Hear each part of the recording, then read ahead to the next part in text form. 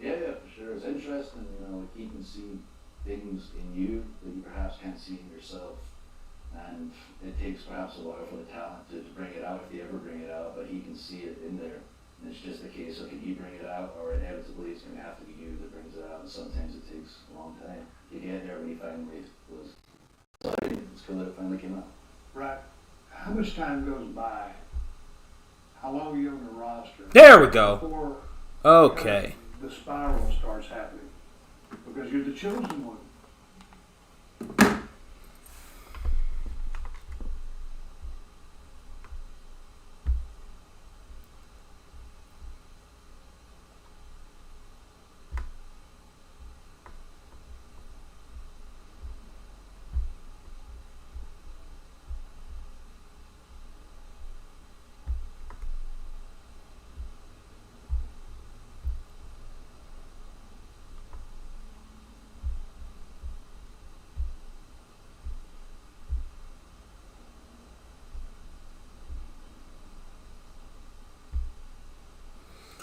All right.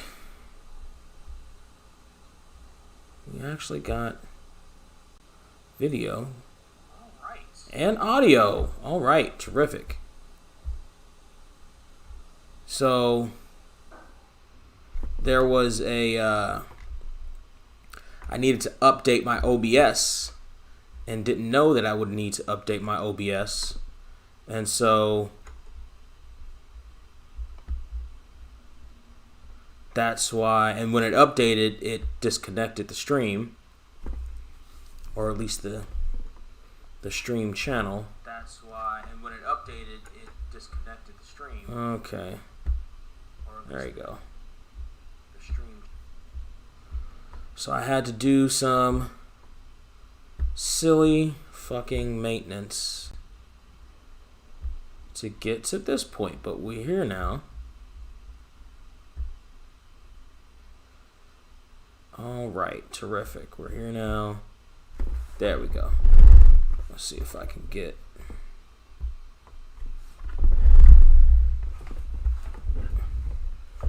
into position. Let's see, move this down a little bit. Just a little bit. All right, that'll work. All right, party people in the place to be. We're just 45 minutes late. No biggie. Everybody else is already live streaming, I'm sure. You're watching them. I decided I was going to watch TLC. I decided that at the very last minute because, I wasn't gonna. I had no real intention to. There was nothing that made me want to watch it other than our great and powerful tribal chief. I was honestly, I was sitting here. I had to do laundry today. Shit took forever. And I was like, I don't know if I want to watch this stupid thing. But the fact that it took forever meant that my day was essentially kind of fucked. So I was like, all right, fine. I suppose I'll watch the stupid pay-per-view. And since I got nothing else to do but fold laundry right now, I suppose I'll watch the pay-per-view. And so I did. And so we're going to talk about it. What's going on, Hunter? What's going on, Jay in Dubs? Yeah, I'm about to say live. Yep. We are live in the living color, if you will. Oh, thank you, Hunter. I appreciate that. Make sure you share my shit then.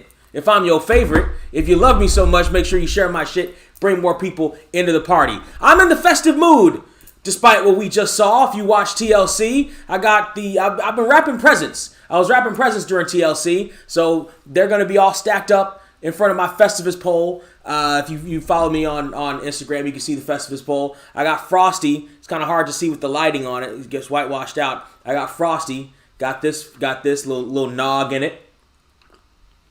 A little nog in it. All right.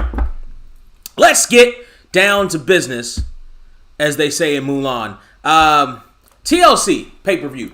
Overall, I was actually kind of surprised at how good this pay-per-view was. Historically, I'm not a fan of the TLC pay-per-view because historically, and maybe this is why I like this one a little bit better, because they didn't just litter it with stupid, gimmick TLC matches all the way through, or stupid chair matches and table matches for the fuck of it. Like, it wasn't littered with all that. Appreciate it, JNW. It wasn't littered with all the usual WWE bullshit, because usually with TLC, every match has some stupid stipulation. Well, this was a tables match. This was a chairs match. This was a WLC match. This one is play school plastic table match that can only be used with the chairs. This one's a TLC match, but this one's a ladder match. See, there's a difference because one's ladders and one's TLC. I fucking hate the concept. And honestly, I hate the concept of a TLC match because it's just a ladder match. There's no difference. Oh, this one you can use chairs and tables.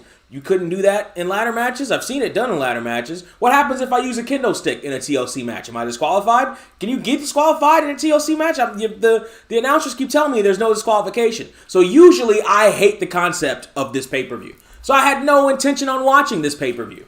And usually it's not the best pay-per-view anyway. Historically, WWE goes into this funk period after Survivor Series where everybody's just trying to get to Royal Rumble. And so they take December as sort of a back note. Before there were monthly pay-per-views, or now every 2 week pay-per-views, but before there were monthly pay-per-views, this really was a down period. Like, the only thing that came after Survivor Series was WWF would get their fattest superstar to pose as Santa on a magazine cover, and that was it. And maybe somebody would do like a Santa gimmick in the ring, but that was it. That was the most we got out of December. Then during the Attitude Era, we got some halfway decent December pay-per-views. We got the Armageddons with all the epic matches that came from the Armageddon. So actually, I lie. Attitude Era, there were some really good December pay-per-views. Post-Attitude Era, give or take, not necessarily so much. And then once you got into the PG again era, it really started to suck. But and that's where I got off the train. But this one, miraculously, I was shocked at how good it was. Let's go over the shit. I came on to this during the kickoff, so I didn't see much. Like, I came on when R-Truth was on screen talking to Booker T, and so which I'm not the biggest fan of the 24/7 shit. I like R-Truth as a wrestler, and I like the fact that R-Truth's been around forever and a day, and he's still in amazing shape, and he's still, honestly, if they wanted to, they probably could make him a bigger name than they have. They wanted to, like, a couple years ago, but it didn't quite click because it was completely out of nowhere. They didn't give him enough time to develop, but he was, even then, he was still doing good work. It's just, I don't know why he didn't connect with the crowd, or Vince didn't really, just thought it was a short-term thing. But I'm not a big fan of R-Truth in general, but he was on screen. I don't remember what happened. I started doing other shit. Then came the 8-man tag and the kickoff. And I was thinking to myself, I was like, wow, so this pay-per-view is going to have limited matches then if they're shoving everybody into an 8-man at the beginning of this. And also, I thought, what a waste of Daniel Bryan and Cesaro. They're in the middle of this 8-man tag. They're in the ring together for, 2-3 minutes, at least in the beginning. And I think they have a couple more interactions throughout the match. But it's like, this could be a main event somewhere, man. Like, damn it, Vince. Anyway, you had a chance in 2011. It just didn't work all the way. Yeah, it didn't work all the way. So they show videos of Sami Zayn's Tom Cruise moment, right? Which made me eye roll. But it's like, okay, maybe it was Sami Zayn's idea. Maybe maybe he just wanted to strike while the iron was super duper hot. And it was super duper relevant. With Tom Cruise yelling at the crew backstage, or of whatever Ghost Protocol bullshit he's doing right now. So Sami Zayn did the exact same thing. Okay, fine. I roll a little bit, but okay, fine. Then Michael Cole had to Michael Cole. Michael Cole just couldn't resist being Michael fucking Cole. And what does he do? He mentions, a little bit of a Tom Cruise moment there from da-da-da. Jesus Christ, you non-subtle motherfucker. Oh, God, you couldn't just let the parody alone. You couldn't just let the joke be the joke, and either you like it or you don't. He had to just get it. It's Tom Cruise. Get it. Sami Zayn is Tom. Get it. Oh, yes, we fucking get it, Michael Cole. God, I fucking hate Michael Cole with a passion. I hate Michael Cole with a passion. Jesus fucking Christ. People want to live and die off of his performance in the UK pay-per-view he did, which was better for Cole, but, I still don't find it mind-boggling, his performance there. But they want to live and die off of that. But the problem is, every other time he's on screen, he has to do the same shit. And it's annoying every time he does it. Anyway, Cole had to fucking mention it. Jay and WWE could have had a match with Jey Uso since Jay attacked him at first when he turned heel. Could have. I you know what? I actually wouldn't be surprised if they saved that for Rumble. I wouldn't be surprised if they saved that for Rumble, because they got to do something for Rumble. I wouldn't be surprised if they do that and save it for Rumble, because I don't think they want to put Daniel Bryan in the Rumble this year in order. I mean, they could. It's been years since that fiasco in the Rumble, but he would make a halfway decent opponent for Roman stopgap. Not halfway decent. To make a good opponent for Roman stopgap before whatever they plan on doing for Mania. So I could see them doing that there. The 8-man tag and the kickoff was boring in the beginning, and it shouldn't have been, considering the talent that was in it and Otis. But there were talented people in it and Otis. But it was boring as hell until we got to the end of it. Yada yada yada. Big ending on Zayn for the win at the end of it, to set up a match between Zayn and Biggie for the Intercontinental Championship. I was thinking, okay, fine. Like, nothing was accomplished here except to set up the Intercontinental feud. Great. That could be a great Royal Rumble match. Setting it up. You got time to set it up and make it all happen. They showed the footage of the stupid Sammy Awards or whatever. Okay, fine. I can. That'll be a good Rumble match. They're giving it away on SmackDown for free. They're giving it away on SmackDown for free.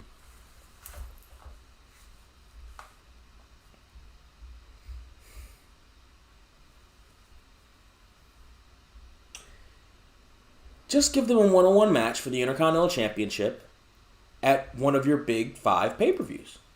How hard is that to book? How hard is that to book? You just booked it. You had them face off in an obviously non-title situation. Fluke of all flukes, Big E pins the champion. That automatically shoots him up to number 1 contention. Always has. That's been the hallmark of the wrestling business. So then you build the tension up through the Rumble. They even, and I hate it when they do this, but screw it, they had 18 hours to kill tonight. They even had backstage footage of Sami Zayn going crazy, going after Kayla Braxton, and seeing Big E in a hall with I was gonna say Kofi. I don't know why I was gonna say Kofi.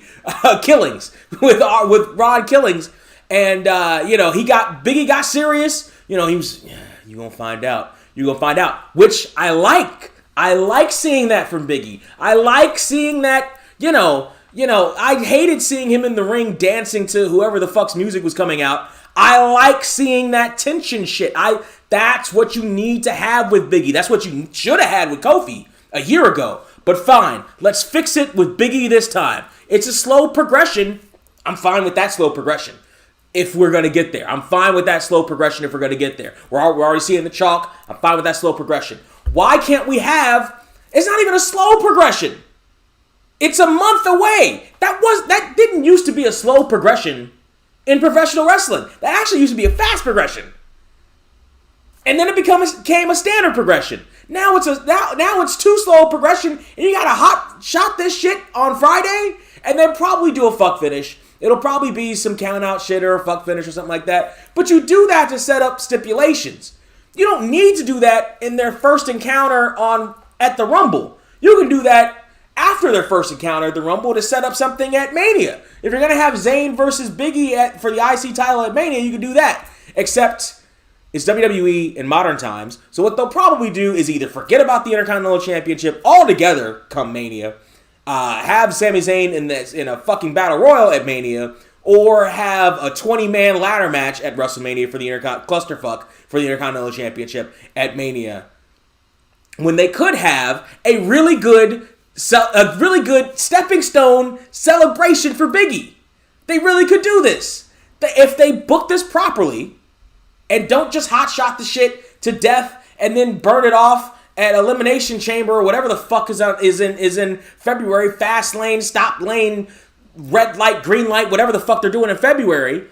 If they do this properly, we could have a really good Kofi-esque, but a little bit more genuine, a little felt more earned moment for Big E for the Intercontinental Championship at WrestleMania. But unfortunately, it already looks like they're going to burn this shit out way too fast. And that's a shame, not only for Big E, but for Sammy. Because we could really see some really good shit from Sammy in an environment like this for the Intercontinental Championship. But they just can't help themselves. They're going to burn it out too fast. And that's a shame. That's a shame. Even though they shouldn't and just announce it for Rumble. That's exactly right. I think they can run it to Mania. They can if they play it right. Maybe include Shinsuke and Cesaro back in there since they are allies with Sammy. They could be stopgaps. They could be roadblocks in the way for Big E. Sure. Absolutely. Let's see. Next was the ladder match. The kickoff the pay-per-view proper, which I was a little shocked by. But we figured out why it was this way to begin with. I'd actually forgotten about what ended up being the main event because I don't give fuck number one about anything Randy Orton does. But I was like, oh, they're doing this weird booking shit again. Okay. AJ Styles with Edward James almost versus Drew McIntyre for the belt in a ladder match or a TLC match. Something match with a ladder. First off, the Ascension Ceremony, that's a stupid idea. It's dumb. It's super dumb. And here's one of the reasons why it's super dumb. Because you don't get that dramatic scene of the champion relinquishing his belt to the referee, perhaps for the last time. That is a very important, very good, dramatic moment to build tension for the match, for the epic that we're going to get later on. Also, WWE, and ever since Shawn Michaels stopped being in matches with belts suspended above him, they are really bad at hanging their fucking belts. Awful. Let me demonstrate. This is a championship title. I won this from Trapzilla by playing in our Survivor Series tournament that almost killed us and his PlayStation 4. In the videos here on the channel, you can go and find it. Look at it. Oh, it's so shiny. Baby. You see how I have this displayed? There's the main plate, the first side plate, and the other first side plate. You know how you should hang a belt properly? Just like this. Main plate, side plate, side plate. That's pretty simple. Shawn Michaels stopped a match because the referee hung it up wrong. Him and Razor Ramon, the second ladder match, SummerSlam 95, it was hung up wrong. Shawn Michaels said, no, I'm not starting the fucking match. Bring it back down. He adjusted it, then did this, said now it can go up because details matter. And I'm sorry.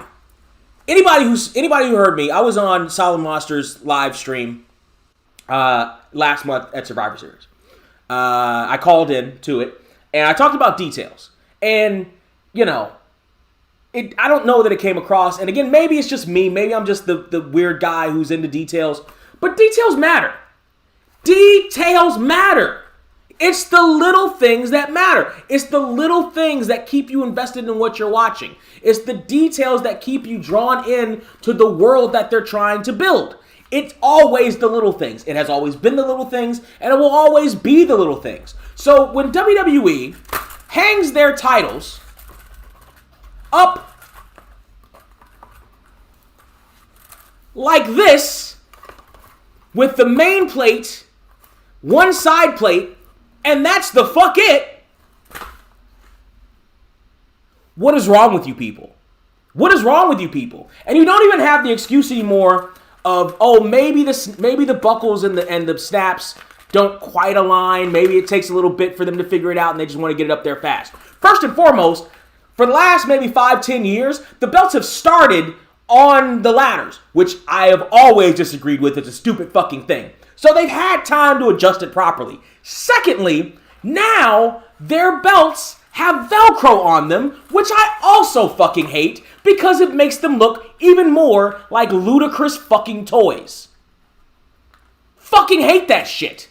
Oh, well, maybe they don't fit the guys. Well, then maybe the guys should wear them on their shoulders. Or maybe they should adjust the snaps so that they do. When Andre the Giant had belts, you know what they did? They adjusted the snaps. When Big Show had belts, you know what they did? They adjusted the snaps. Adjust the shit. So that you can fucking get it up properly.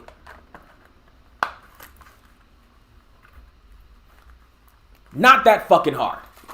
So this is how a title should be hung, but they never hang it like this. They always hang it like this, and it's annoying as all fuck. All right. That's the first tirade.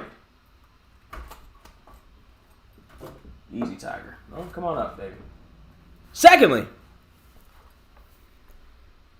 I knew Miz and Morrison, because they played it in, they gave away their hand in the promo video. Another detail, stop giving away your hands. This is the details, by the way, are the reason why I hated Survivor Series this past year. Because there were so many miscues, there were so many bad takes, there were so many times where we saw guys, getting ready for their, before their allotted segments, just sitting around doing nothing, and then somebody said action, and they're like, oh, okay, here we go. There were so many times when we saw that from a billion-dollar company whose whole lifeline has been live television and doing it better than anybody else. It's fucking annoying. Undertaker's retirement, you saw the platform he was raised on? What the? More than once? Fuck you. Come on, guys. This is a major fucking event. What the hell? If Undertaker went back and saw that shit, I wouldn't blame him for making a comeback, honestly. And I hate every one of Undertaker's comebacks. I wouldn't have blamed him one bit if he came back one more time and be like, all right, listen, you fucked that up. We're going to do this one more time from the top properly. Fucking hate that shit. It's always the goddamn details. Anyway.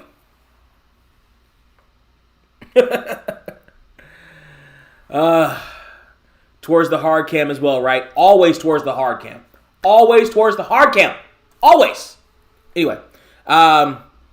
They gave away that Miz and Morrison was going to interfere in this. Completely and totally gave it away. In the video. It's not like last time, I think with Survivor Series, they're like, oh, Miz and Morrison could interfere. And Corey Graves was like, they better not with the way Roman Reigns is feeling right now. They teased it. They talked about it. The commentators talked about it. But it wasn't a full-on part of the video package and the lead up to this shit. They gave this shit away. Drew McIntyre could not lose this match. They gave this shit away. They semi-gave it away the way WWE normally does by saying, oh, AJ Styles has never lost in this environment or at this time of year or whatever. They semi-gave that away, but you could live with that because that's a stat. You could live with that. That's not Miz and Morrison giving the whole thing away. However, good for them for doing that because this year's Money in the Bank was a complete and total fucking waste. From start to finish, it was a complete and total fuck. The only part of Money in the Bank that was not a complete waste was Asuka winning the belt when she won the Money in the Bank. That's the only thing that wasn't a complete waste. Everything from the match to the build-up to some of the participants to Otis fucking winning it to Rey Mysterio getting murdered. Every fucking part of it, to Doink the Clown and Brother Love, every fucking part of it was a waste of goddamn time. It made me hate wrestling. Every part of it was a waste of goddamn time. Then they took it off Otis. Okay, great. They put it on the Miz. Miz ain't winning that shit. Miz's time as champion is long gone. He only really you could justify it in his build up towards that one Mania match he had because he started doing better work. But after that, he never should sniff a world title ever again. So you knew with Whatever they did with the Money in the Bank, either keeping it on Otis or giving it to Miz, they had to just burn it. They had no good they fucked themselves. They had no good options. This match, however, was better than I thought it would be. The Ascension Ceremony is dumb. Drew, very early on with his offense, showing off the size difference between him and AJ Styles and the strength, the power, and the difference between Drew McIntyre now and the Drew McIntyre we may have started knowing and grew up with, and even 3B Drew McIntyre. Showing that his muscles ain't just for show, they for dough. He did a no-lift vertical suplex to AJ Styles when AJ was very early on in the match. AJ was going for a suplex. It wasn't even suplex block, and then he does it. It was just, he gets him in, looks like hooks his tights like he's gonna do it. Drew just like, and it didn't even look like AJ jumped for it. It was just like, nah, I'm picking your little Georgia line ass up. And he did. Man, that was fucking impressive. If you've ever been in a ring, if you've ever tried to lift a human being that didn't want to be lifted, it looked like Drew McIntyre was lifting a human being that didn't want to be lifted. That was fantastic. That was probably, arguably, the best part of the match. A simple fucking suplex was probably the best part of the match. But the match was still pretty good. I was a little perplexed by why Almost didn't do the Diesel. They didn't do the Diesel treatment with him like they did in the first Mania ladder match where he interferes early and gets kicked out. But it turns out we will find that out a little bit later. Drew with a ladder plex was impressive as well. You want to talk about somebody who doesn't want to cooperate? How about a steel ladder? That shit looked fantastic. Very good in building Drew McIntyre up as the fucking guy. If you watch this match, is a very good exercise in building him up as the guy. AJ lets go of a ladder-assisted calf killer early on in this match, and I'm like, why? Or not early on, but somewhere midway through this match, I'm like, why did he let go? There was no reason for him to let go. Why did he let go? But then he does it again with a chair, and he doesn't automatically let go. Drew, again, show of power and differential of size, drags the carcass of AJ Styles to the ladder and smacks his head into the ladder to get him off of his fucking leg. Great spot, honestly. Good spot, good comeback to it. I like that spot. I like their build-up. I like the story that they told. You can't climb a ladder with a broken leg. Makes sense, right? It's been done before, but it makes sense. One of the easiest storylines in the world to tell because it makes all the sense in the world. One thing I don't like, and again, tirade on details, referee coming in to check on AJ Styles live in the living color, wide open and pink and naked for everybody and God to see. Stop doing that. Listen, I know that the safety of the wrestlers is pretty important. They're your product, WWE. And for a long time, professional wrestlers, promoters, haven't really been invested in that. And I get now, we're in an entirely different world, post-CTE and Crispin, the Benoit Ball guy, the Rabbit Wolverine, Chris Benoit, and Junior Seau, and all that stuff. I understand. However, if you're going to have these matches with implied danger in them, we cannot have so much, and I want to say hand-holding, but you have to let the danger happen. And later on in this show, with the main event, that's going to happen. Randy Orton and Bray Wyatt are going to have this Inferno match all over the Thunderdome. Now, referee in sight. And they're talking about burning people alive. So we need to not have the referees do these very overt checking on people stuff, even and especially for stuff that, anybody with any kind of wrestling training can do well and not get hurt on. Especially at this level of professionalism with these guys, right? Like, we can't have referees holding ladders for guys. We can't have them, you know what I mean? Like, you gotta either you do these matches properly, which is minimal checking, minimal looking like the referee's checking. The referee should only be there to say, this is a pin, this is a submission, this guy got the thing off the thing, this guy went through a table. right? You can have, again, the checking in on the wrestler process is part of wrestling in just a regular old match. But it can't be as overt as we've seen it. It takes you out. It takes you out of the environment. It takes you out of the implied danger that we're supposed to be seeing with these guys and girls in these environments. So either, and by the way, you can do this by lessening the amount of these stupid gimmick matches and pay-per-views to begin with. We don't need a whole Hell in a Cell pay-per-view. We don't need a whole TLC pay-per-view, right? So you take those out, right? So there's less opportunity for these guys to hurt themselves in these extreme matches. And you've already taken a lot of the sting out of it with wooden ladders and shit like that. So, yes, you do need some check-in kind of process, but it shouldn't be this overt. And honestly, in the Thunderdome age, where there aren't actually live people in the audience, even if you still want to have them check on them, then cut to another scene. Cut to something else. Cut to, the guy who just did the move looking like, I just fucked this guy up.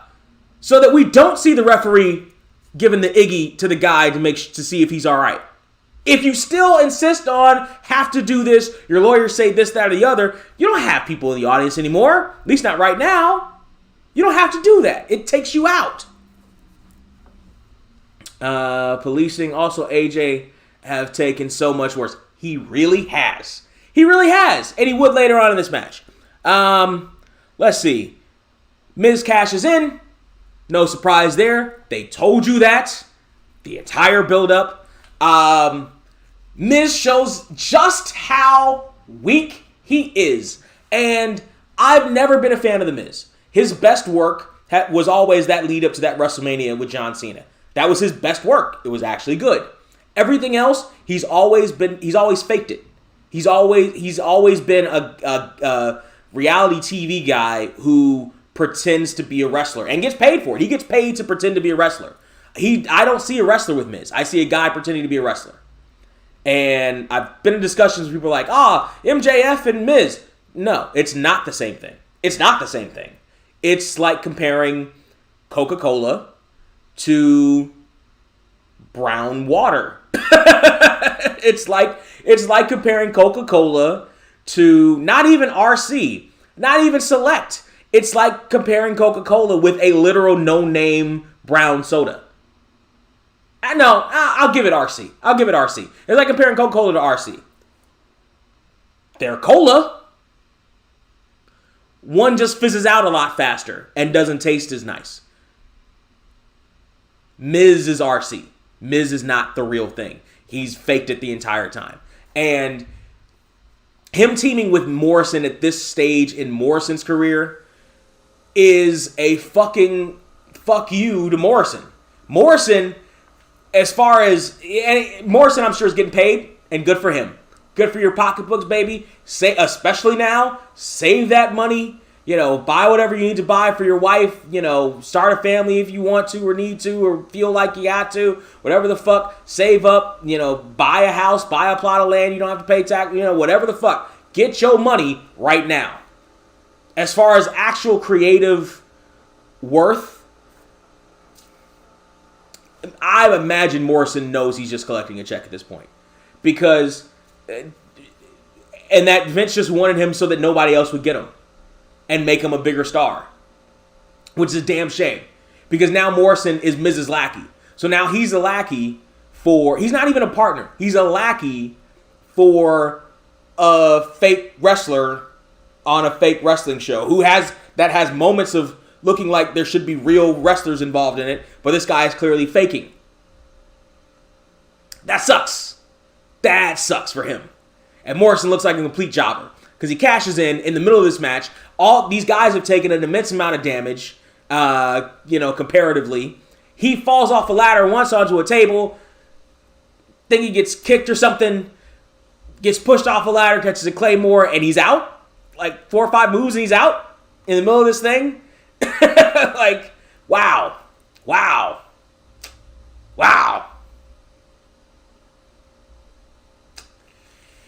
Looks like a complete and total jobber. And he is. Drew retains, which was inevitable. Almost gets involved, which is, very limited the way he gets involved.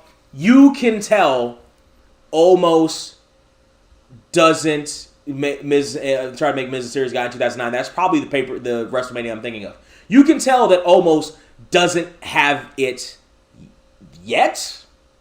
You can tell Omos is there just because of his size. First off, I'm impressed by his size. He's standing on the floor outside the ring and is still almost as tall as the guys in the ring. That's fucking impressive. However, you can also tell he's probably never seen professional wrestling before a day in his life before Vince McMahon came a-calling. And you can tell the way he moves. They have him moving slowly, probably because they don't want him to break anything. He did very limited shit. Tossed Miz out like a baby. Got a chair broken over his back. Obviously a fall-away chair, but great visual. And slowly stalks Morrison. Too slowly, actually, because you could see Morrison kind of waiting for the guy to stalk him. Although you could say that he was doing that to get him away from the action if you need to justify it. But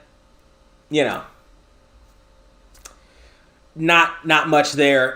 It was a nice battle at the end, though. The visual at the end of everybody playing King of the Mountain trying to get the ladder, including Miz, was actually pretty good. So, and this match was better than it should have been. Than I thought it would be, really, which is weird considering who was in it. But the match was pretty good, actually, so I'm not mad at it. Claymore to Miz for the win. For Drew, again, good outing for Drew. Good, concreteness of making sure that this guy is the guy, even and especially after Survivor Series, at least for his show. Wish there was more differentiation between the shows, but that's a whole nother rant. But, you can tell this guy should have this belt. Then we get a Hammond interview, and I orgasmed 3 or 4 times because Paul Heyman is just the best speaker of all the speakers of all time. Genius as usual. He calls Kayla Braxton aesthetics over brains, which is great because...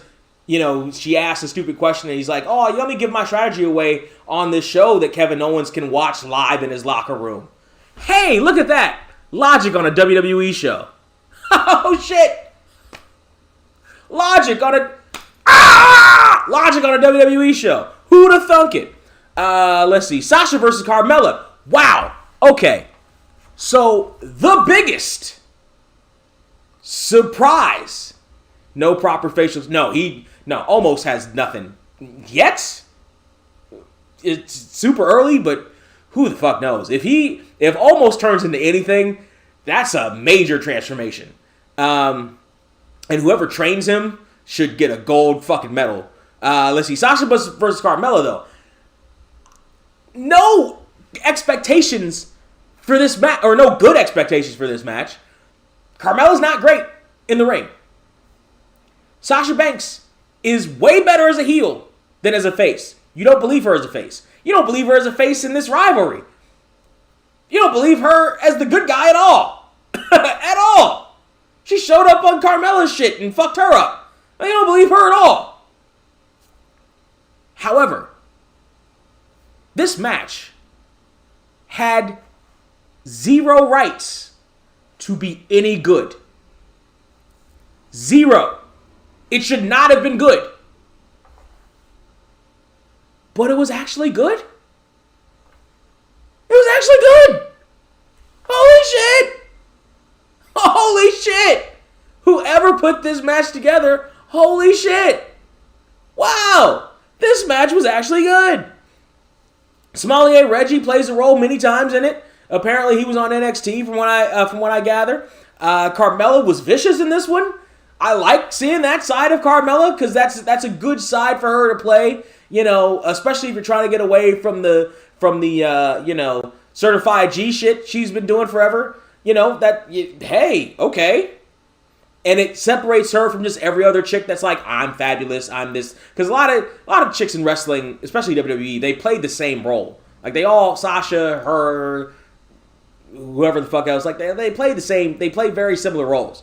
So if you want to differentiate them, having her have a super mean streak and showing it in the ring, and even in the promos and stuff beforehand, That's pretty good. That's pretty good. Carmela we go through this whole match. Again, better match than it had any business to be all throughout, including the sommelier shit. Carmela goes for the cone of silence. That gets reversed. Almost under the bank statement. She reverses it into a Rings of Saturn type thing. Which, by the way, looked way better than the bank statement ever has. Because it looks like a legit submission that can't be gotten out of. My problem with the bank statement, in most cases, except for this match, is all she's doing is pulling the head back, and there are too many limbs that are free to get out of it, or to try to fight their way out of it. Like, everybody's in the bank statement, and they all do this. Nobody does this. Nobody grabs her hands to get it off of them. Like, nobody just rolls. Because you have control over the rest of your entire body. So, the bank statement, I'm guessing she wanted to do the crippler crossface, but then Benoit happened and she took the hand away. But it just makes the bank statement look like a kind of shitty submission. But in this match, she actually trapped the leg, which made it look good. And I think because Carmelo fed it to her, and she trapped it. Good. Again, holy shit, where'd these instincts come from? Reggie interferes again at the end with the tilt-a-whirl shit. That was pretty good. Catches a Meteora. That was pretty good. And we go back to the same problem.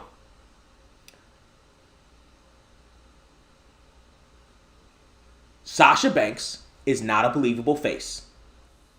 You don't want to cheer for Sasha Banks. Her persona is not one to make you want to cheer for her. She's not the female Rock. Yes, she's the boss and supposed to be egotistical, yada yada. At least supposed to be. But she's not the female Rock. The Rock, with his Rock persona, you can still cheer for him in different circumstances because it just changed. It didn't, he didn't necessarily change, but like that egotism fed his fire and you could see it and all these different, it manifested itself differently with The Rock. And a lot of these traits that you see in different people, they manifest themselves differently in different people. And with The Rock, it manifested itself into something magic. With Sasha, it just manifests itself into her still being an asshole. So I can't cheer for her. And actually, I kind of was pulling for Carmela. Because I was so surprised at how good this match was. I was kind of pulling for Carmela. So, yeah, you're going to have Sasha as the face, at least for a minute. Salamaster said, I was listening to his podcast from last week, and he was like, if they're smart, they'll book Sasha versus Bianca for Mania. Yes. And in that, Sasha plays the heel. Yes. But for now, for tonight, as JR would say, on this night, this was a surprise. I don't know if I would say it was the best match, but it was the most surprising. The most surprising. Definitely thumbs up. Then we go to New Day versus the Hurt Business. This was another really good match. The best New Day match I have seen in a long time. To me, New Day matches get way too much credit than they really deserve a lot of the time. Way too much. Most of them are fine. Some of them are pretty good. But New Day matches historically have gotten way too much credit than they should, to me. This one is really good. But will probably not be seen as one of the better ones. Honestly, a lot of people will probably see their Survivor Series match as a better match, which, it's fine. Again, it's fine. That's some pretty good moments. This is the best New Day match I've seen in a long time. Great flurry up front, up top to Cedric Alexander. He catches a couple of finishes at the beginning and still kicks out. It's great to see Shelton Benjamin in a championship match with a chance of winning. The right people won. It should have been the Hurt Business. It should not have been New Day to build something with the Hurt Business. The one thing I didn't like was the ending. Because they had Shelton set up for a finish of some kind. He was waiting. He was doing the charge finish thing. He was waiting for, I think it was Kofi to get up. And he was in his corner. And seeing that, I was like, Cedric better not blind tag his ass into this ring and create some dissension. Sure enough, sure as the holidays are coming, sure as the sun rises in the east, sure as there will always be in England, blind tag in to a confused Shelton Benjamin so Cedric can come in, lumbar check, and get the win. They celebrate on the ramp, but Shelton Benjamin for a while was looking confused and weird. We don't need dissension in Hurt Business right now in their growth. We don't need it. We don't need it. We don't need it. Again, I know. It's so tempting as a writer on one of these shows to want to hotshot this. I know it is. And I know you're getting a lot of pressure. But patience, my child. Patience. We don't need dissension in the Hurt Business, right? Certainly not leading to a breakup. You can maybe have some dissension every once in a while in a group or a faction, to create a little tension and build a little something. Every once in a while, you may even need that. I don't think they need it right now. I think the Hurt Business working as a well-oiled machine works for it. Look at Evolution. Evolution didn't have this kind of dissension this early in their development. Now, they still hotshotted it, to me, but, maybe not hotshotted. They played it a little early. But, because they were looking for a longer build to Mania. But, Hurt Business can be together as a unit right now. Let them be together as a unit right now. Let's not do that. That match could have ended. And by the way, it would have been a bigger win for the wrestling community, for wrestling in general, to show you're serious about this shit, to have my boy, our boy, Shelton Benjamin, be the one to clock that finish. After all the years on the shelf, after you bringing him back just to do bullshit with him, to do nothing with him, fucking Shorty G with him, to fucking waste his time 2019 and 2020, for Shelton Benjamin, the living legend of Shelton Benjamin, to be the one. And they made note of it, like something like 19 years or 16, 17 years since he takes the tag team gold in WWE, for Shelton Benjamin to be the one. Now, especially after the whole wrestling world has seen the interview and pictures and videos of his former tag team partner in the world's greatest tag team / team angle, our unfortunate boy, Mr. Charles Haas, and the state he's in right now in this holiday season.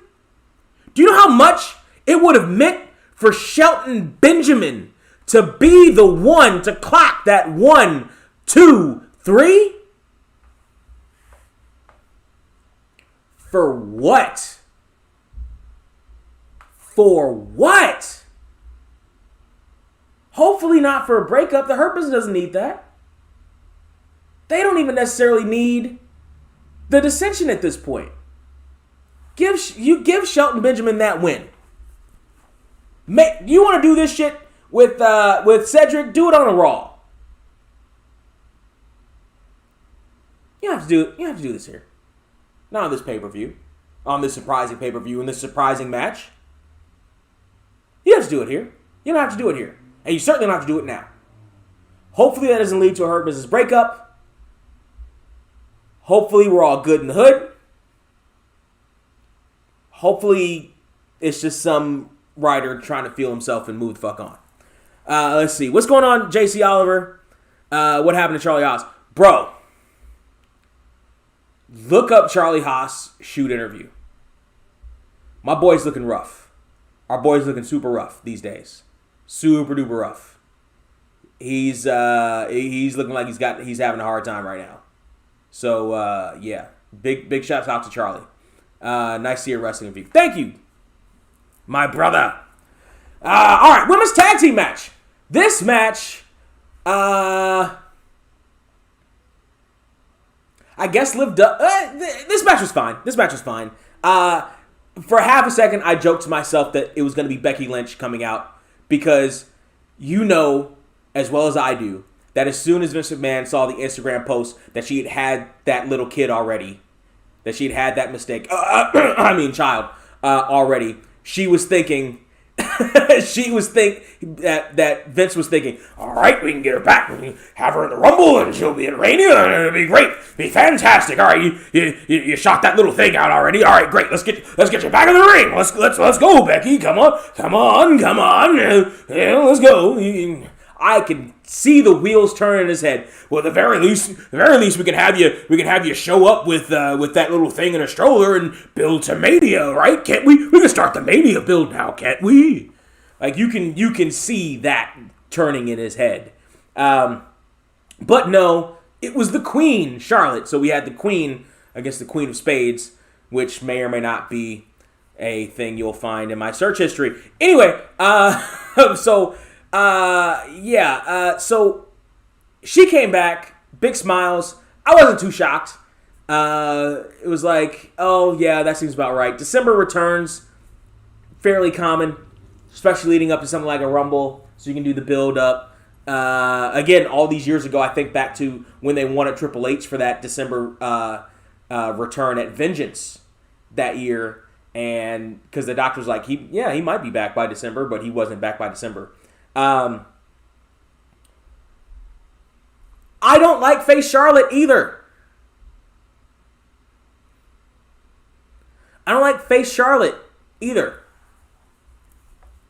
Doesn't play the same. Oh, Ric Flair went from face to heel. Sometimes didn't play the same. In his heyday, in the 80s, it didn't play the same. I have the Ultimate Ric Flair collection over there in my DVD collection. And they have his face run with Dusty. And they have his face run against Harley when he won the belt again. It doesn't play the same. It's not the same cheering for Ric Flair as a face. It doesn't play the same. Ric Flair is in his environment when he's a bad guy. Charlotte is in her environment when she's a bad guy. For her to be a face and bright, shiny, beaming face, just gag me with a spoon already. Ugh. But Charlotte's back. And I immediately knew that they were going to win, because I guess they want to infuse this women's tag team division with a hot dose of credibility after not really ever wanting to do that. And making Bayley and Sasha cry in the locker room because they wanted to infuse it with some seriousness, but WWE never gave a fuck about seriousness in the women's tag team division. Even the original one with the Jumping Bomb Angels and shit, and they were incredible. But no, they never gave a fuck about the women's tag team division. But all of a sudden they bring back Charlotte, so you got a big name of Charlotte, the big name draw of Charlotte, and the women's champion, the champion as the tag team champions. They've done this a couple times with the men's championship, the men's tag team championship. You can think all the times that the WWE champion was also a tag team champion. It helped infuse that division. Or a big name like The Undertaker was tag champs with like The Rock or Kane or somebody. It helped infuse credibility to that division. If they're serious, they want to do that here too. They take it off this makeshift team that isn't about shit, especially with Nia Jax, who... Oh, God, Nia. Did you see the one, what was that, a week or two ago, where she was in that match, and homegirl held down the rope, the middle rope, and Nia was like, oh, yeah, I'm supposed to fall out of that, and runs across the ring to fall out of...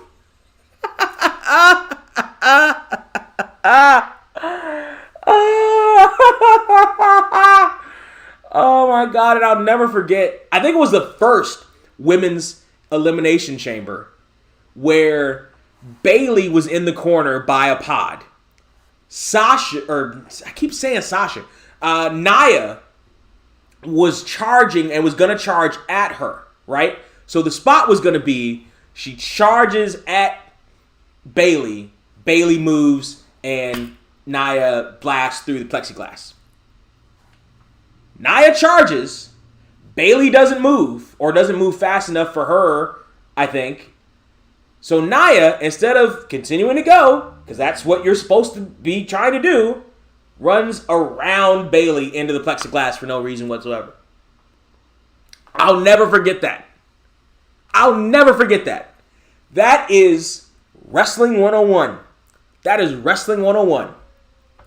If you call duck the line and homeboy doesn't duck the line, that's not your fault. The spot is, I'm going to try to charge, you move out of the way, knee or whatever into the plexiglass. I'm charging. You see and hear me charging. And if you're still there, that's your fault. You're not supposed to.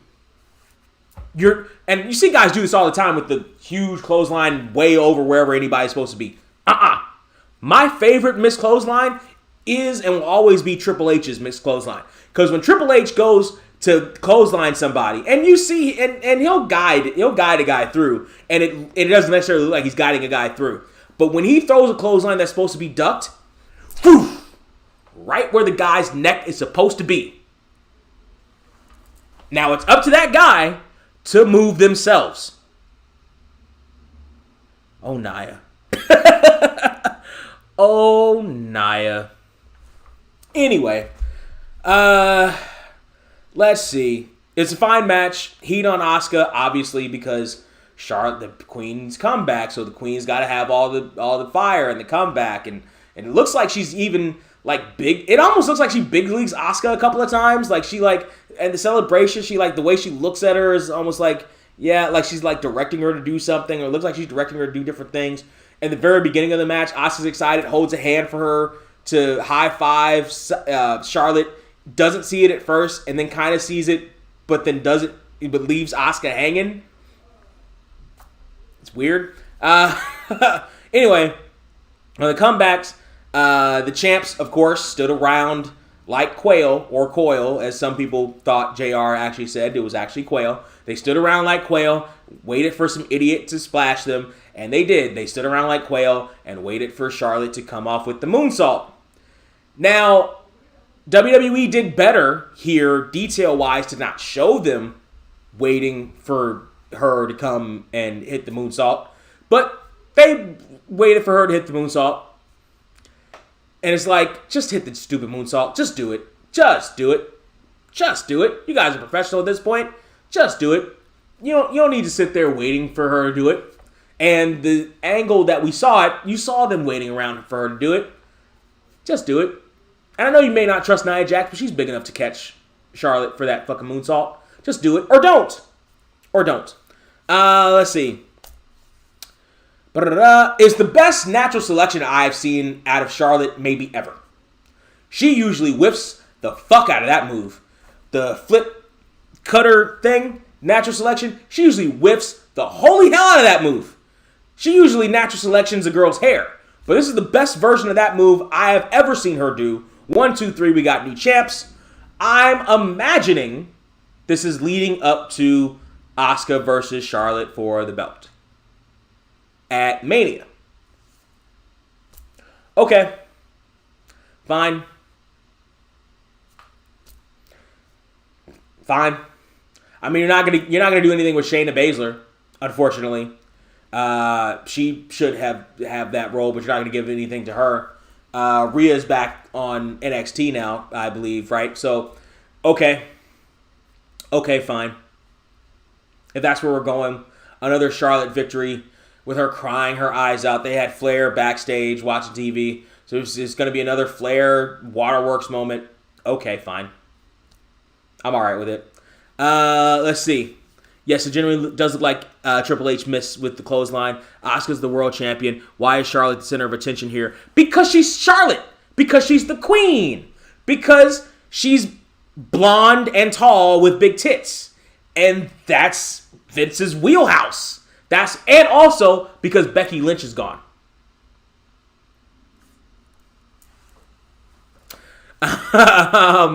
Charlotte's implants look smaller for some reason. Yeah. Gee, I wonder what that reason is. Let's see. Owens versus Roman. My main event. my tribal chief, my main event. Where's my boy? Where's my boy? Hold on, hold tight.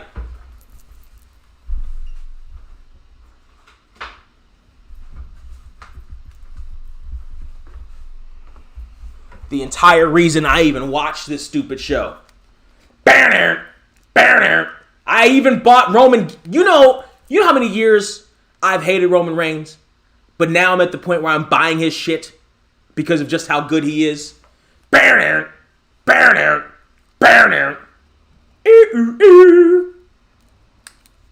on, Roman. I'm just gonna sit him right here. So, Roman Reigns, Kevin Owens. We get a real life scene of seeing the belt go up to the rafters. And you even hear Corey Graves, I think, say, is Roman giving this belt up, relinquishing this belt maybe for the last time. That's what you're supposed to have in these ladder matches.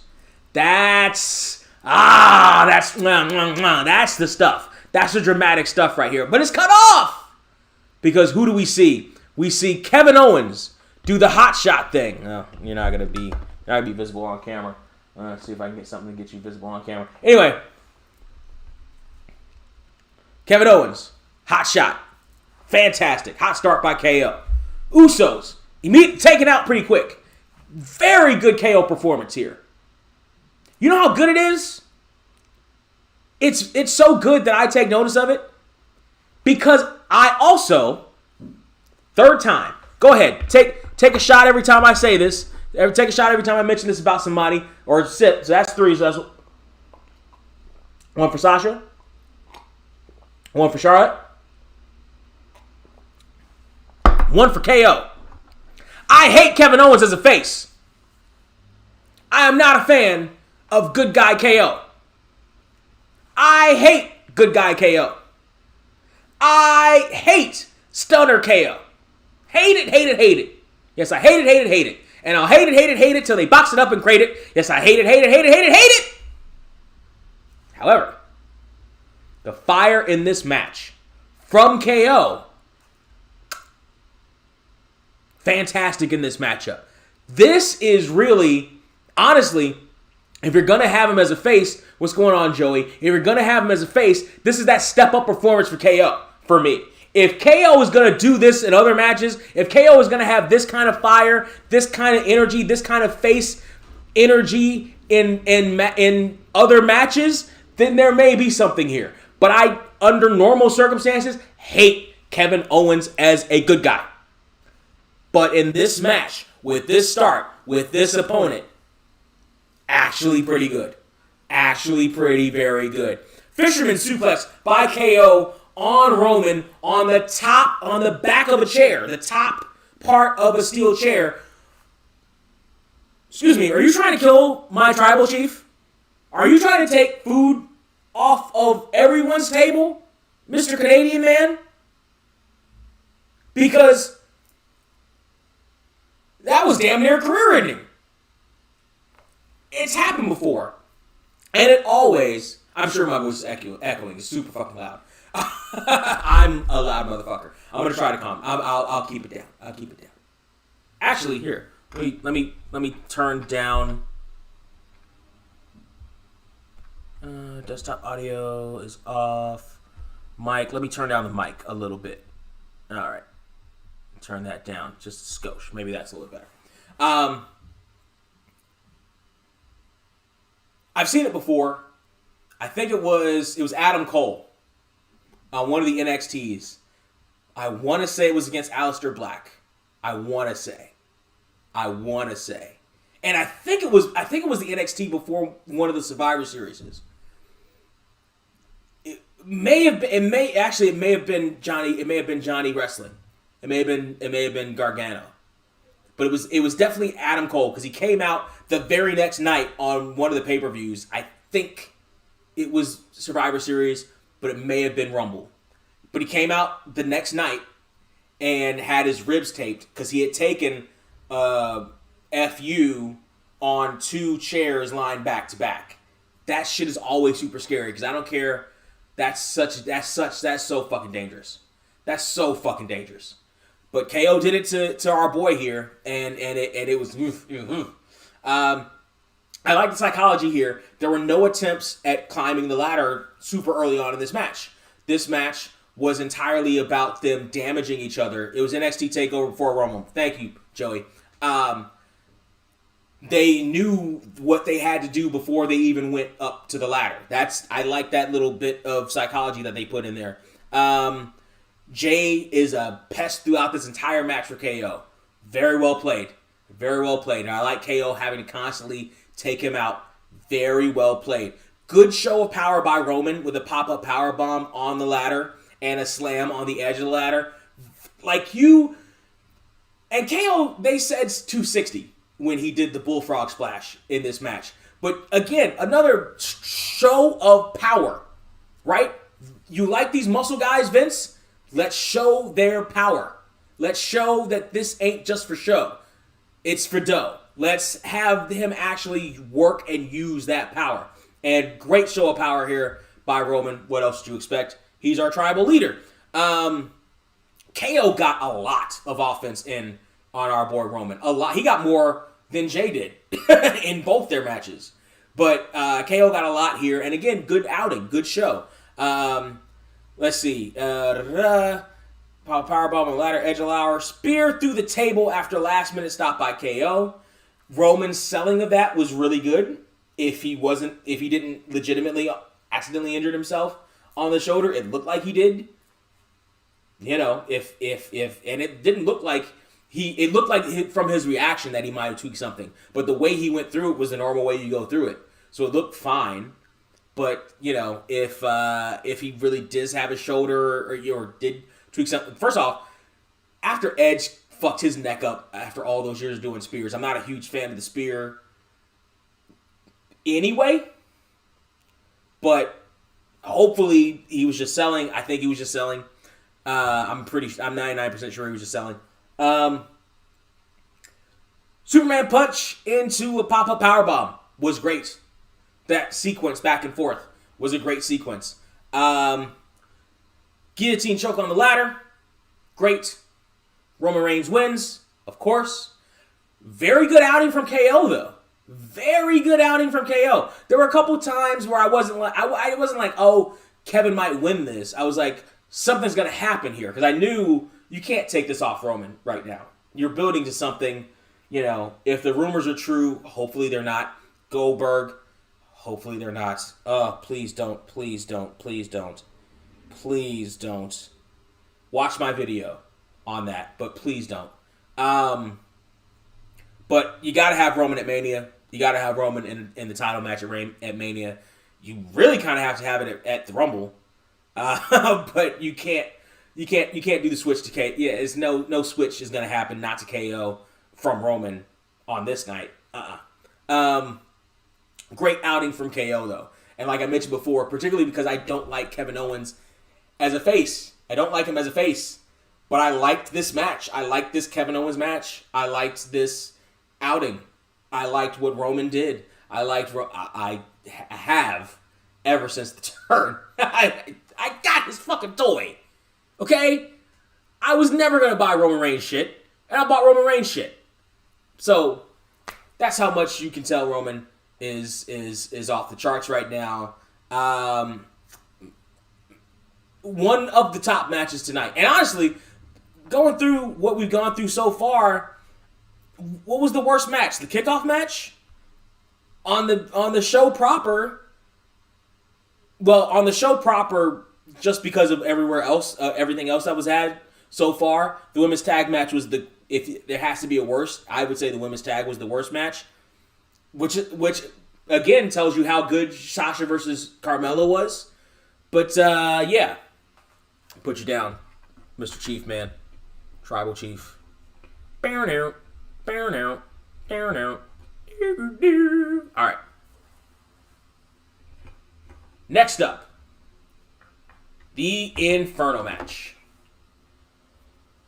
I forgot about this match because, like I mentioned before, I don't care what Roman Reigns does. Or not Roman Reigns. I don't care what Randy Orton does. I don't care. Randy Orton is as boring as watching molasses dry on a clear day in the middle of February at 3:30 p.m. after ingesting a case of warm milk and Valium and Propofol while being rocked to sleep underneath a fire with a hot cup of cocoa and some indica weed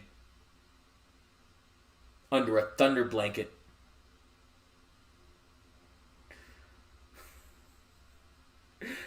While getting massaged. While having more indica weed. While knowing you don't have to get up in the morning.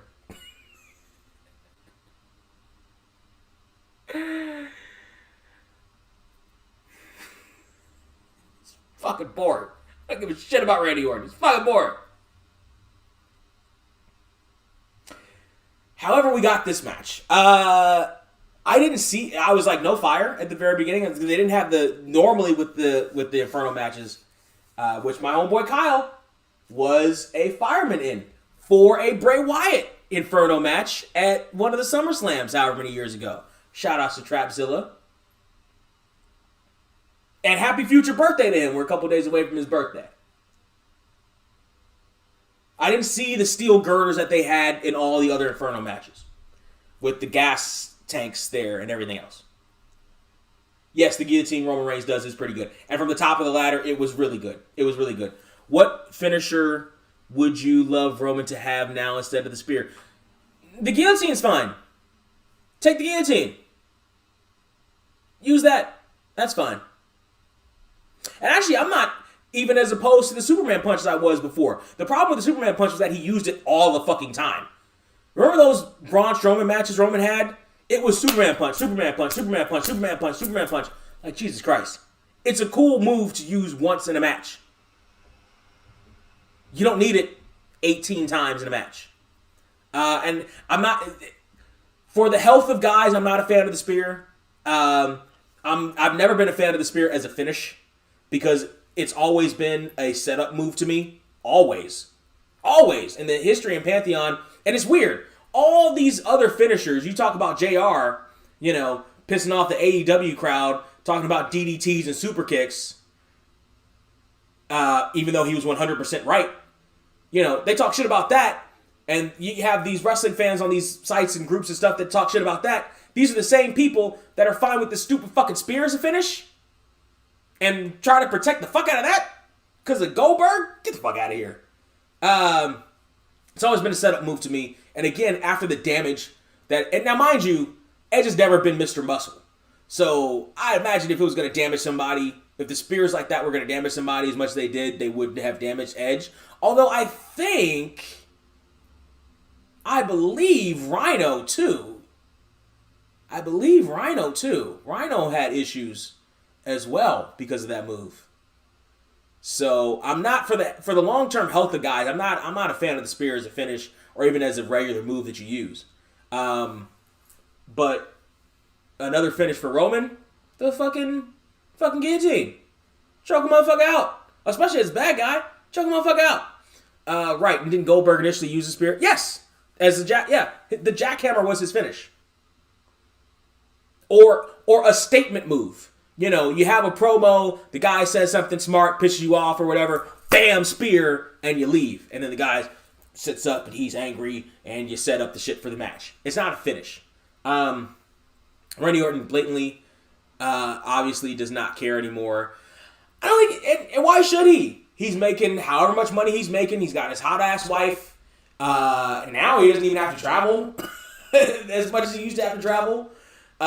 This is probably, and I'm sure he's making money hand over fist. And after RKO's became famous on the internet, I'm sure he got bonuses all up the ass. He's been with the company now for almost 20 years.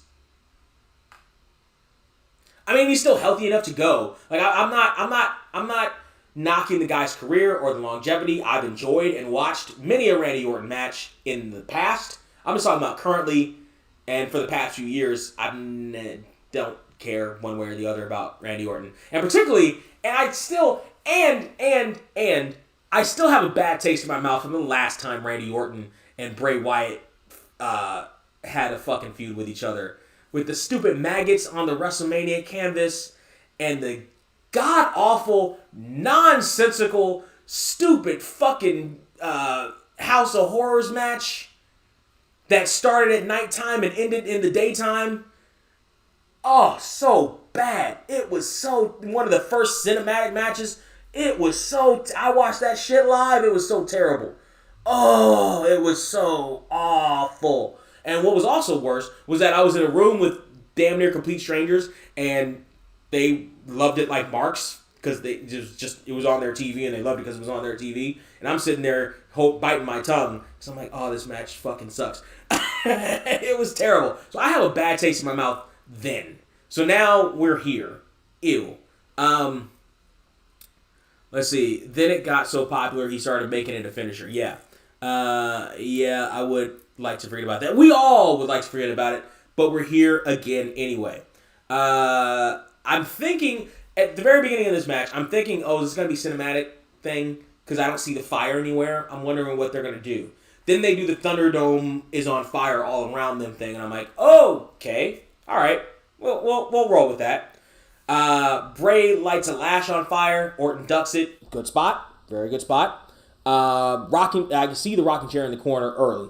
So him bringing it out isn't the surprise it should be. Again, right back to my rant about details.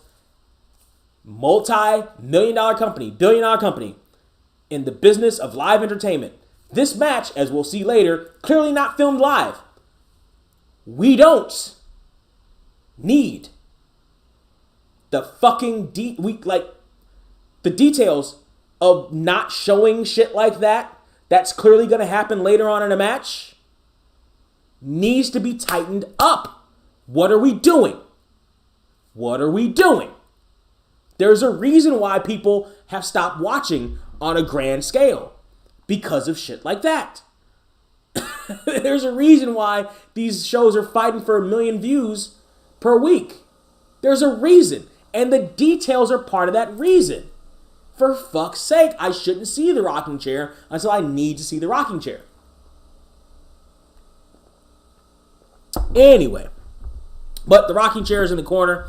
Not too long after that, it actually comes into play. There's no announcers on the side. I noticed that as well.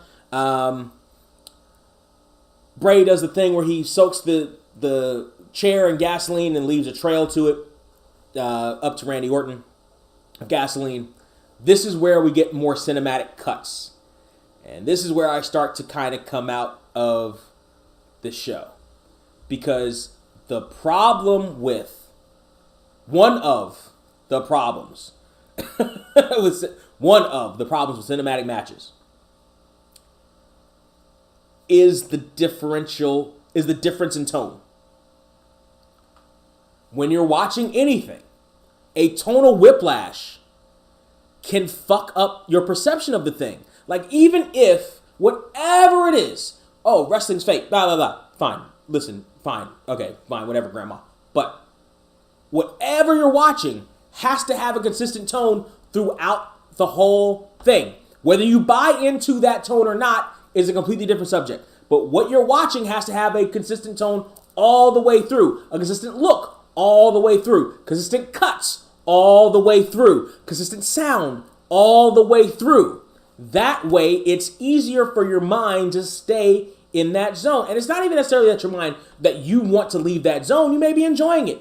But if there is that tonal cut, then it breaks you out of it. It's like being in a dream and then hearing a loud noise. It breaks you out of your dream. It breaks you out of what you're experiencing. And at that moment, with the trail of gasoline to the rocking chair, once Randy Orton's sitting in that rocking chair and Bray tosses the lighter, then we start getting these weird cuts. And that's when it starts taking you out of whatever it is you're watching. These cuts that did not exist for the other 2.5 hours of the main show, hour of the kickoff show. They did not exist. That's part of the issue that I had with the greatest wrestling match of all time at Backlash. Because somewhere in the middle of the match, we get a shot of a suplex coming at us. This is a completely different tone than anything else we had seen in the previous 3 hours. If I'm watching Glow and they're doing that stuff, that's the tone of the show that I'm watching. It's still in that realm of the tone of that show. Graveyard match, same thing. Although that WrestleMania was kind of weird, but still similar, same thing. You got to keep that consistent tone, and this is where they went in the tone of Whiplash shit. Definite cuts took me out of it. Although it wasn't entirely cinematic yet, that tone of Whiplash fucked with the rest of it for me. And then we would continue to get that throughout the thing. Orton makes a comeback with an axe handle, like an actual axe handle, but no axe on it. Steps and a chain. Bray lights the handle of the thing on fire. Orton ducks that again. Fiend is backed into the fire. They play with the fire that's all around them. Only so much you can do with that type of thing. Then it gets into the super cinematic shit, and this is where you either love it or you hate it. I'm not a fan of the shit. I'm just not a fan of the shit. And also, again, like I mentioned, the tone of Whiplash. Bray Wyatt gets backed into the fire. And by the way, before the whole thing starts, they're both wearing like clothes. It's not like the stupid horror match that they had where Randy Orton is showing up in his fucking trunks. Like, he's showing up for this particular fight with like long clothes on. So that's one of the first things that I'm like, oh, this could potentially go either way. Like, right? So like, think back to 98. King of the Ring. Stone Cold versus Kane. There was no way Stone Cold Steve Austin was getting set on fire. Or there was no way, that was the stipulation. There was no way that Kane was going to bleed. You can tell by his gear. He was completely covered from head to toe. Austin was not. Austin was going to bleed like a stuffed pig. Both these guys tonight came out in clothes. It's not like one of them came out, it's not like Randy Orton came out in his usual gear, because then you knew Randy Orton was never going to be set on fire. Because I don't care how much retardant you put on skin in a match, even if they do the cinematic shit with all the fire that would potentially be around them, it's going to sweat off, and it's just going to burn skin. And even if it was still on, it's going to fucking burn skin. They're not going to do that shit. But they were all in clothes. So, okay, this could potentially go either way. Backs Bray Wyatt into the fire. He set ablaze. He never takes off his jacket or whatever. He set ablaze. Okay, fine, we got the match. Orton rolls into the ring. Bray Wyatt still comes at him like fucking Michael Myers. Hey, in the middle of this tone of Whiplash shit, that's a great visual. I will give it credit. Mazel tov. Sleigh bells ring, are you listening? Fantastic finish. Or fantastic visual of Bray Wyatt literally coming out of the fire like a monster. Rolls into the ring, catches an RKO even. Hey, that's a great visual, actually. That's actually a really good visual. And would probably look great in front of a live audience. I'll give that credit. That's actually a pretty good visual.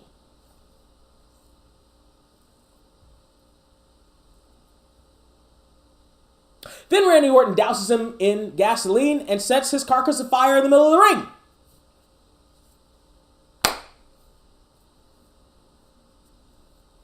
And if it wasn't for the rest of this surprising show, because again, historically, I've always hated the TLC pay-per-view.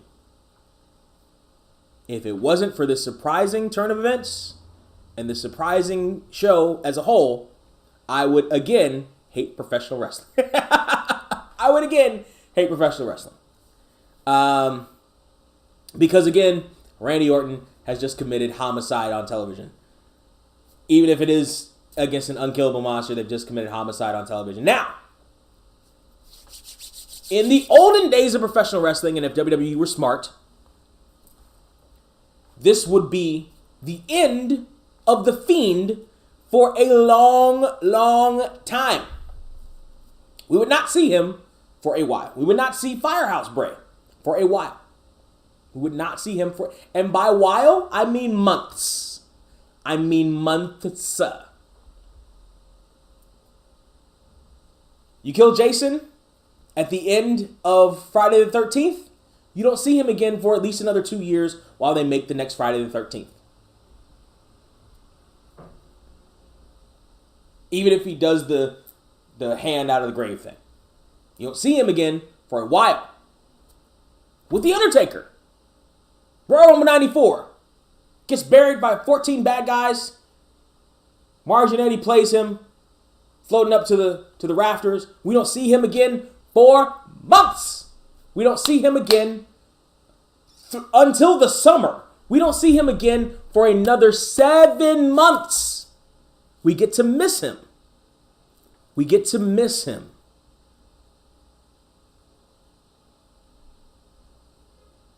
But I guarantee you he's showing up on Raw tomorrow. I hate wrestling so bad. And I hate WWE so bad. They're not smart. They're not smart. So he's going to come right back. He's going to come right back. And or Firehouse Bray's going to come right back. Because they don't have anything else to do. Again, if they were smart, what they would do is they would keep Bray. I'm going to book this thing right now. I'm going to put on my plumpy hat. I'm going to put on my Parks Fun Known hat. And I'm going to fantasy book this. Here's how I would book it. Ding! I'm going to book this thing right now. Bray Wyatt does not show up again until we start building up for WrestleMania. Yes, children. January, February, March. Maybe April, depending on where it lands this year. At least 2.5 to 3.5 months. We don't see Bray Wyatt. We don't see Firehouse Bray Wyatt. We don't.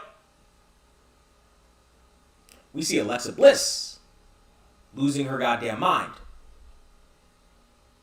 Because The Fiend and Firehouse Bray aren't there anymore.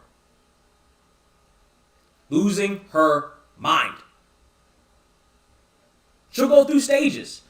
We'll have, that entire time you have her go through all the different stages of grief. Bargaining, anger, especially anger. You can get a lot out of anger. Bargaining, anger, denial. You can get a lot out of denial. Whatever the hell the other ones were, right? You see her go through those, and then finally, acceptance. Oh, well, you're finally acceptance. You've gone through and you've accepted that Bray Wyatt's not coming back. That the Fiend's not coming back. No. I finally accepted that he's here. And then he'll come back. That's how you do it. And you let Alexa Bliss run her way through the women's division as a consequence. Ooh. Run her way through your precious queen. Run her way through the women's division as a consequence.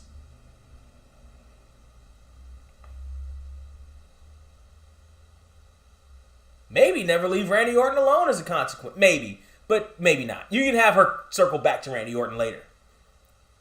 But you have her run her way through the women's division. You have her lose her mind. To the point, here's what you even can do. You can even have her maybe dress up as the Fiend. Maybe, because she's so desperate for it. She buys a little replica mask and she goes out there and tries to be the Fiend. But it doesn't work for her because she's not the Fiend. She's Alexa Bliss. She's a follower. She's a disciple. She knows she can't do it, but she goes out there and she tries to do it.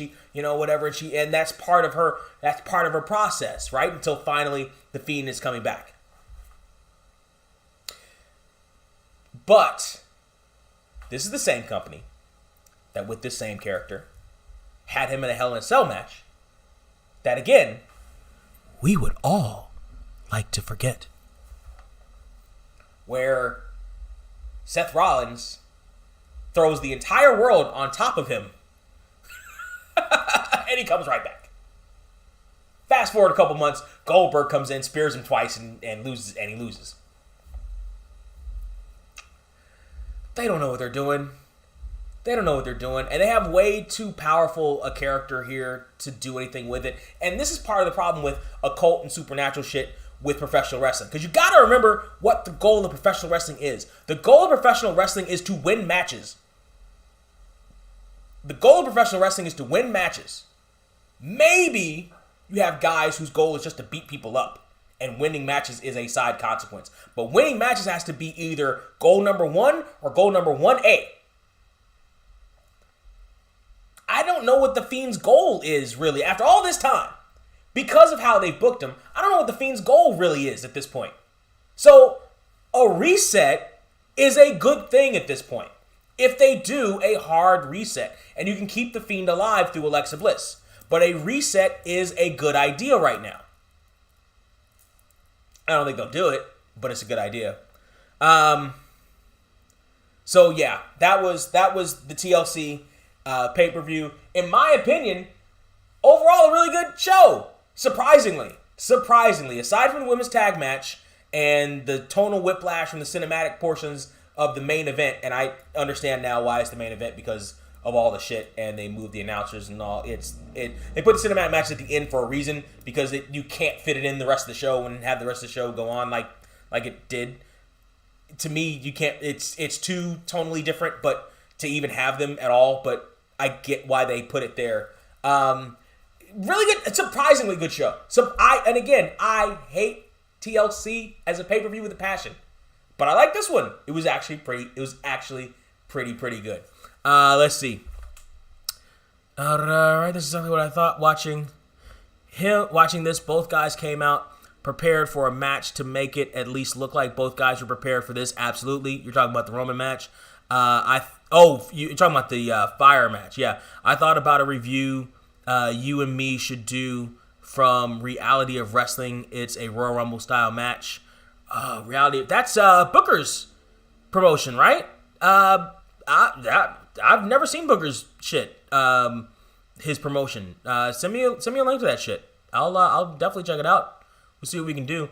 They're gonna bring him back. Of course they are.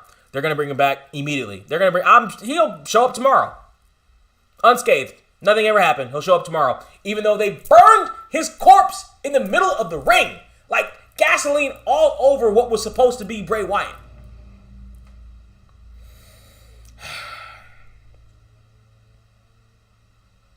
Why? It's supposed to be his creation, his baby. Is this what did he bring this shit up? Is this what he's thinking? Because early on, everybody responded pretty well to the Fiend shit. Is this his creative idea? Is this WWE's creative thing? Is he okay with it just because he gets to feed his ever-growing different kind of family? And that's why he's just going along with some of this shit. Because some of this shit worked. Some of this shit didn't necessarily work. So the way WWE did certain things worked. The way they do certain things when they don't work. I'm kind of confused. Maybe she has a Gangrel-inspired entrance coming through the fire. Yeah, she could do that. Or whatever it is. Have her do more of a Fiend entrance. Have her try to take on some of the Fiend's traits, even if they don't really work for her. Have that be part of it, though. Acknowledge that have her acknowledge specifically that she's not the Fiend. She wants to be. She's trying to be. She's trying to keep the fire alive. She may even have her try to host Firefly Funhouse for a couple of weeks and have it not work out or something like that. You know what I mean? Have her try it, but maybe it doesn't work. I feel the problem is they mess him up when they start having him go for championships, keep him far away from those championships. Absolutely. So, like I was talking about before, even if your goal isn't to win matches, your goal should be to beat people up. And if your goal is to beat people up, you don't need a championship to beat people up. You're just happy to beat people up.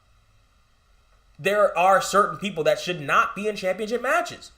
And also, there are certain people whose characters don't fit the championship match mold. and you then have to find a way to get them out of the championship. WWE. So this is a problem with wrestling ad infinitum. A lot of times you book yourself into a corner and you got to find a way to book yourself out. Like, okay, but how does this guy lose? If you have a guy that one of your questions with them in the process of stories, of opponents, whatever, is how do we get him to lose? Or how do we get this thing off of him? How do we get this belt off him? How do we get this Money in the Bank briefcase off him? How do we get this number one contendership off of him? Then don't give it to him in the first place. It really is that simple. Don't give it to him in the first place. If you thought, how do we get this Money in the Bank off of Otis, then he shouldn't have it in the first place. If your thought process is, how do we get this thing off of Otis because he can't win it and it's not plausible for him to be in a championship match, then don't give it to him. How do we beat this Fiend for the championship? Don't have him with the title. Don't. That's how. You don't. Ta-da! This is a lesson. Vince knows this. He knew this with Andre. For decades, he knew this with Andre. How do we get this title off of Andre? Is what many promoters thought when Andre the Giant came to their territory. And they all knew. As a matter of fact, they didn't even think that. They were smart enough not to think it. They knew, just don't put the fucking belt on him. Have him be an attraction. Have him win a battle royal. Have him take a picture with the champion to help solidify and legitimize the champion. But a friendly picture. Not a, I want to take your title picture, a friendly picture. Because once he loses, he's not the same.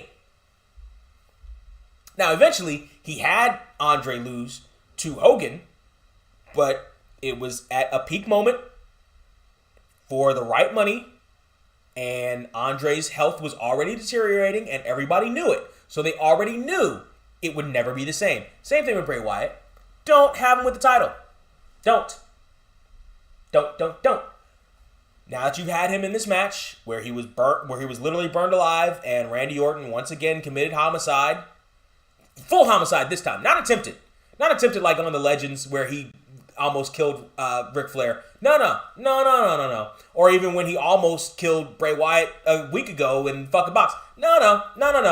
Actual homicide. He burned that man alive. He homicided him. He arsoned him. He's dead. He's dead now. Bray Art dead. DED dead.